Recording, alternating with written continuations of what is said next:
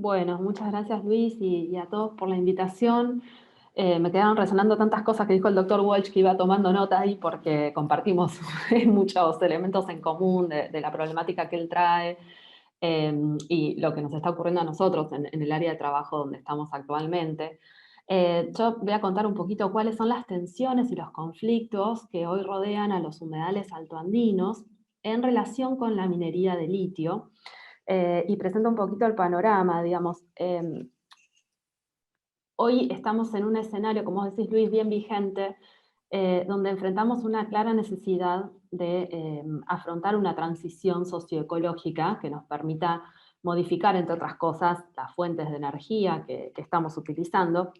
Y en esta búsqueda de sustituir los combustibles fósiles por otras energías, por otras fuentes de energía, ha hecho que muchos sectores se presenten muy ilusionados con la extracción del litio como este mineral maravilla que va a permitir almacenar energía, generar otras fuentes generar baterías para almacenamiento, para los vehículos eléctricos, digamos, pero lo que nosotros advertimos es que esta transición no está tomando en cuenta adecuadamente otros enfoques que tienen que ver también con las miradas ambientales y sociales que implica esta actividad y los impactos que puede tener tanto en los ecosistemas, en este caso en los humedales altoandinos, como en las comunidades que habitan ahí, pero para la sociedad en general. Entonces, un poco lo que les voy a contar es de qué se trata, qué son estos humedales altoandinos, para quienes no estén familiarizados, por qué hay tanto avance en la búsqueda de este mineral en estos ecosistemas, un planteo muy general de los impactos que trae la actividad y cuáles son los conflictos que surgen en torno de esto y qué tipo de herramientas tenemos para poder abordarlos, muchas de las cuales el doctor Welch ya estuvo sintetizando porque también, como digo, son de aplicación en esta conflictividad territorial por el uso de los bienes ambientales, como en este caso el agua. Entonces, para presentar el tema, muy brevemente, vamos a hablar primero por qué hablamos de humedales altoandinos. Estos ecosistemas están emplazados en el noroeste de nuestro país, en Jujuy, en Salta y Catamarca principalmente, que son los lugares donde hoy existe un mayor avance de las actividades mineras de litio, que está disuelto en el agua que está debajo de los salares, pero eso lo vamos a explicar a continuación. Lo principal es decir y tener en cuenta que hoy no tenemos una ley nacional que defina qué son los humedales y seguramente estén todos al tanto que hoy se está discutiendo en el Congreso. Bueno, esto es una lucha de años, pero que actualmente se sigue debatiendo en el Congreso, la sanción de una ley de presupuestos mínimos de protección de los humedales. ¿Esto qué quiere decir? Que es el umbral mínimo de protección para estos ecosistemas, que luego las provincias podrán incrementar, pero no disminuir.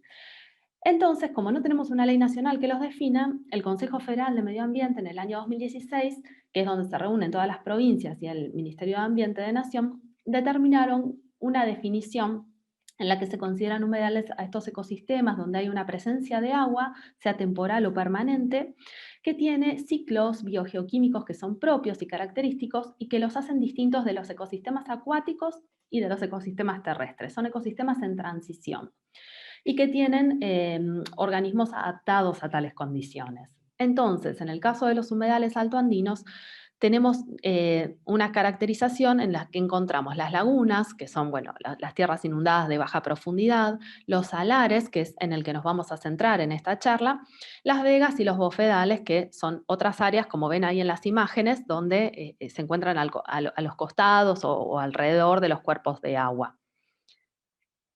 Ah, perdón, paso por aquí.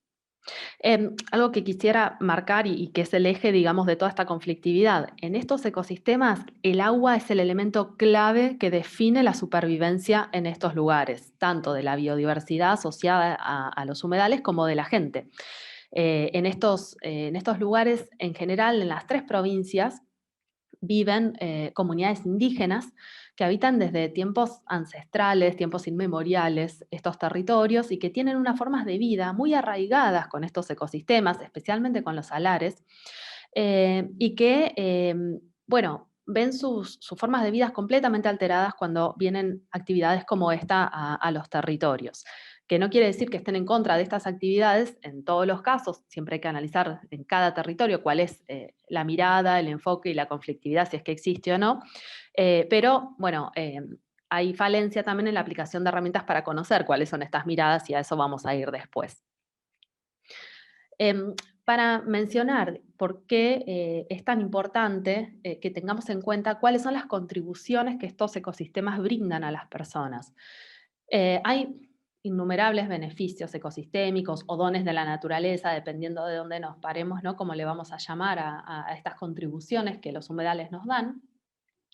Pero principalmente las que se identifican en estos territorios tienen que ver, primero, con que estos humedales proveen de agua dulce, tanto para la biodiversidad como las comunidades que las usan para consumo humano o para pastoreo o para plantaciones o para su agricultura de subsistencia. Por otro lado, también son clave para la regulación del clima local, para amortiguar las altas temperaturas que existen en estos lugares. Ustedes, ya mencionaba Luis al principio que ya se dialogó acerca de los escenarios de aridez que existen en nuestro país. Estos lugares, para poner en la foto, ¿no? Son extremadamente áridos, las tasas de precipitación son muy bajas durante todo el año. En general el agua está en capas subterráneas, entonces es muy difícil de acceder a ellas, por lo cual el agua ya de por sí es un bien al que es muy difícil acceder. Por eso también es tan clave tener en cuenta cuál es, digamos, las dinámicas del agua que existen en estos ecosistemas y la necesidad de su protección. Respecto a las contribuciones culturales, tienen que ver no solo con el turismo o el ecoturismo que hoy tiene lugar en estos salares, pero también con las formas de vida de las comunidades que están tan arraigadas con estos ecosistemas. Y por otro lado, y menos estudiado, pero muy importante también, es el rol de los humedales en cuanto a reservas de carbono y como actores para el secuestro de carbono. Esto desde la vegetación, pero también desde los microorganismos. Ahora les voy a mostrar una foto para que se entienda mejor, pero hay unos microorganismos que están en estos salares que tienen la capacidad de secuestrar carbono. Entonces los convierte en grandes aliados en la lucha contra el cambio climático. Y a su vez la degradación de estos humedales termina por generar un diservicio de liberación de ese dióxido de carbono que está almacenado, para entender un poco también este escenario de por qué se da una conflictividad respecto de cómo se gestionan estos ecosistemas. Es necesario destacar, de todas formas, que esta información es escasa, es muy incipiente los estudios que existen, es muy costoso poder entender cuantitativamente cuál es el rol de estos humedales, lo cual no quita la necesidad, por supuesto, de llevar adelante estos estudios, de entender estas dinámicas, porque así también vamos a entender cuál es la magnitud de los impactos que cualquier actividad productiva puede llegar a tener en estos ecosistemas y cuál puede ser la degradación que se puede llegar a ocasionar en el corto, mediano y largo plazo y también a nivel geográfico. Esto para hacerlo más gráfico, aquí les muestro una foto de lo que es una cuenca de un salar. Esto, por supuesto, es un modelo, no significa que todos los salares sean así, pero básicamente estos salares se han ido formando con la acumulación de sales durante miles de años y tenemos en la parte de arriba del salar, ven que tiene una forma como si fuese un balde, una palangana. En la parte de arriba uno va a advertir sal. Si alguno ha ido a Jujuy, a Salta y han visto estos salares, siempre sacamos las fotos ahí saltando en el salar, bueno, arriba hay sal, pero por debajo hay agua. En esa agua, que estuvo formándose durante miles de años, viven estos microorganismos que les mencionaba antes, que se llaman estromatolitos, que son la forma de vida más antigua del planeta. Por lo tanto, también su interés científico es trascendental. Y lo que ocurre con estos ecosistemas es que, como les decía, la disponibilidad del agua es muy escasa. En general se recargan a través de las lluvias, como vemos acá en la imagen, o a través del ingreso de agua subterránea, o bien por escurrimiento superficial de agua hacia el salar. Ahora, ¿qué es lo que ocurre en estos ecosistemas? Ven que también hay agua dulce en los costados. Entonces, me adelanto aquí un paso. ¿Cuál es el cuestionamiento y la conflictividad que existe en torno de la minería de litio? Quiero aclarar que el litio se puede encontrar en salmuera, como es en este caso de los humedales altoandinos del noroeste, o bien en roca, pero eso, digamos, va por otro lado, no voy a entrar en ese detalle, me voy a detener exclusivamente en lo que es el litio en salmuera. La forma dominante de extracción de litio hoy en día es que se perfora una columna dentro del salar y se extrae una enorme cantidad de agua. Para tener una idea, se utilizan 2 millones de litros de agua para obtener 1 tonelada de carbonato de litio. Se extrae esta enorme columna de agua y se dispone en estos piletones gigantes que habrán visto, digamos, para que el sol mismo evapore el agua y quede el carbonato de litio. Luego ese carbonato de litio se lava con agua dulce, que es otro de los cuestionamientos que se le realiza a esta técnica, para que luego pueda ser procesado y que continúe el proceso productivo para utilizarlo en el dispositivo que se busque según el proyecto. Pero lo que ocurre aquí, y para ser muy gráfica, pensemos en cuando tomamos un mate, que hacemos este movimiento y que lo que genera es que el agua de los costados, yo lamento que no tengo aquí para señalar, pero donde dice agua dulce, digamos, todo eso, al extraer esta columna de agua que les mencionaba, el agua dulce puede desplazarse en muchos casos hacia el interior del salar y se saliniza. Entonces, ya de por sí tenemos poca agua que está a nivel subterráneo y que encima se saliniza por la extracción de estas columnas de agua, generando una menor disponibilidad todavía en el agua para la vida y el consumo. Entonces, ¿qué genera a su vez? Genera un desbalance hídrico porque baja el nivel del agua. Puede generar esta salinización que mencionaba por el desplazamiento del agua hacia el interior del salar. Puede ocurrir también que el suelo, en cuanto va bajando y bajando el nivel del agua, el suelo empieza a caer también en lo que se llama una subsidencia. Y se altera, por supuesto, también la recarga del agua en el salar, entonces se termina secando. Tenemos un caso en Catamarca donde se ha secado una vega. La vega del río Trapiche, por la actividad de una empresa minera, se secó y eso es irreversible y es irrecuperable. Entonces, bueno, son impactos que son muy graves y que tienen que abordarse, digamos, con esta mirada que decía, bueno, el doctor Walsh, ahora vamos a entrar en eso, pero con esta mirada de Cuenca desde la integralidad. ¿Por qué digo esto? Porque en este caso, por ejemplo, acá yo les presento esta cuenca del Salar, pero puede ser que no se limite a una provincia, que los límites geográficos los traspasen. Por ejemplo, hay una cuenca muy importante que es la cuenca de Salinas Grandes, que es compartida entre Jujuy y Salta, y lo que ocurre es que hay proyectos mineros instalados en algunos sectores de la cuenca, pero el impacto ambiental que tienen estos proyectos no se analiza de forma acumulativa, no se analizan los impactos de forma sinérgica que pueden tener sobre la cuenca. Entonces, analizar el impacto de un proyecto puntual sin tener en cuenta cuál es la suma de todos los impactos, no nos da una real perspectiva de cuál es la afectación a estos salares. Por eso es tan importante, como decía el doctor Walsh, tener esta mirada de cuenca que sea abordada desde la integralidad y que supere los límites geográficos. Todo esto que les comento, estas condiciones de aridez, de poca disponibilidad de agua y que son exacerbados por actividades como la minería de litio, se agravan aún más en este contexto de cambio climático. Las proyecciones indican, hay distintos estudios por supuesto, pero todos coinciden en que la zona del altiplano va a ser una de las más afectadas por el incremento de la temperatura. Hay estudios que incluso dicen que sin intervención en el próximo siglo las temperaturas podrían elevarse entre 2 a 5 grados centígrados y las tasas de precipitación podrían llegar a reducirse entre un 10 a un 40%, para que tengamos una imagen de la gravedad del contexto de cambio climático que afectará a estas zonas.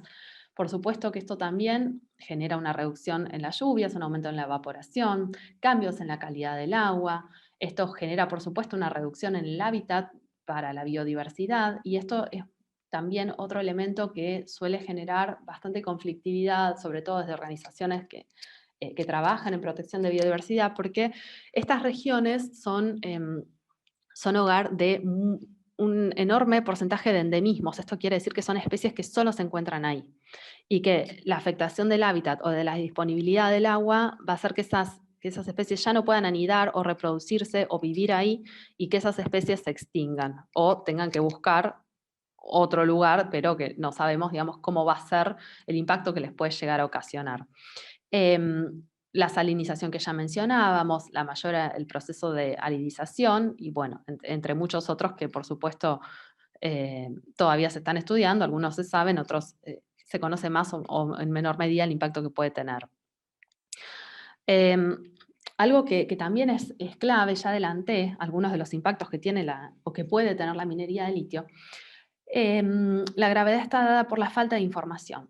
Así como les comentaba que hay muchas contribuciones que estos ecosistemas brindan a la sociedad, falta información de base que nos permita conocer estos ecosistemas, que permita conocer cómo están las aguas conectadas en esas capas subterráneas.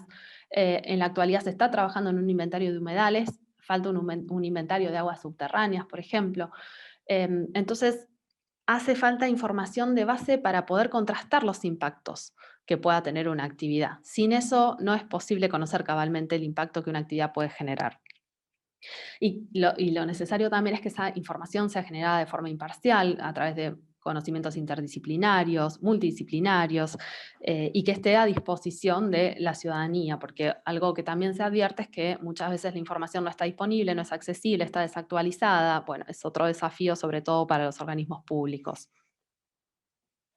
Y para ir cerrando, porque ya estoy sobre la hora, quisiera mencionar algunas herramientas estratégicas para abordar estos aspectos de conflictividad que tienen que ver principalmente con las falencias en la planificación. Eh, Nosotros tenemos instrumentos internacionales en la Argentina que protegen la biodiversidad, que protegen los derechos de las comunidades indígenas, que protegen a los humedales, como la Convención Ramsar. Que es un instrumento internacional que establece la protección no para todos los humedales, sino que cada país va determinando cuáles son ingresados en esta categoría, pero los hay en Catamarca, por ejemplo, y los hay en Jujuy también. La necesidad de contar con evaluación ambiental estratégica para la planificación de las actividades productivas en estos territorios. Como decíamos antes, la evaluación de impacto ambiental que mida también impactos acumulativos y sinérgicos, porque tal vez no, hoy hay alrededor de 40 proyectos en cartera con distinto grado de avances de minería de litio en el país, pero quizás la escala no permita tantos, quizá permita menos, pero es necesario llegar a esa definición a partir de la aplicación de estas herramientas estratégicas, por supuesto el ordenamiento ambiental del territorio, todas estas herramientas que están reguladas por las leyes en nuestro país. Si bien no tenemos una ley nacional de presupuestos mínimos de evaluación de impacto ambiental, sí tenemos la Ley General del Ambiente, que establece los estándares mínimos para estas actividades. El enfoque de cuenca, que está establecido en la Ley de Régimen de Presupuestos Mínimos de Gestión del Agua, que establece que la cuenca tiene que abordarse como una unidad de gestión. Entonces, como decía el doctor Walsh, trasciende las fronteras políticas, los límites políticos, pero hay que abordarlo desde la integralidad. Los derechos, por supuesto, de las comunidades indígenas a la consulta, esto también es un tratado internacional vigente en nuestro país y que es obligatorio para cumplirlo, para que cualquier actividad que se realice en estos territorios previamente cuenten con un proceso de consulta libre, previa e informada con las comunidades que allí habitan. Y quiero citar también los derechos de acceso. Nosotros desde el año 2021 hemos ratificado el Acuerdo de Escazú, que garantiza el derecho de la ciudadanía a la participación, a la información y al acceso a la justicia en asuntos ambientales, y que es clave esta participación desde las etapas iniciales de los procesos de toma de decisión que puedan tener un impacto significativo en el ambiente. Entonces, esto no es opcional. Las provincias, que son las que llevan adelante los estudios de impacto ambiental y los procesos de evaluación de impacto ambiental, no pueden dejar afuera estas instancias de participación y de consulta desde el momento del diseño de una planificación de un proyecto, de una política pública. Siempre tiene que estar presente. Y por supuesto la necesidad de generar mayor información. Y quisiera tomar algo más que Luis dijo cuando presentó este capítulo del día, la educación. Tenemos también desde el año pasado una ley de educación ambiental integral que está en proceso de implementación y que tiene que ver con esta mirada. Esa no es una ley de presupuestos mínimos, sino que va a actualizar una estrategia a nivel nacional para educación ambiental que permita entender al ambiente desde una perspectiva holística. Entonces, si vamos a pensar en una transición energética, pensemos para quién, pensemos cómo, de qué manera, y pensémosla de forma participativa, y cierro con lo que dijo Luis, pensemos juntos otras formas de vida y otras formas de desarrollo. Muchas gracias.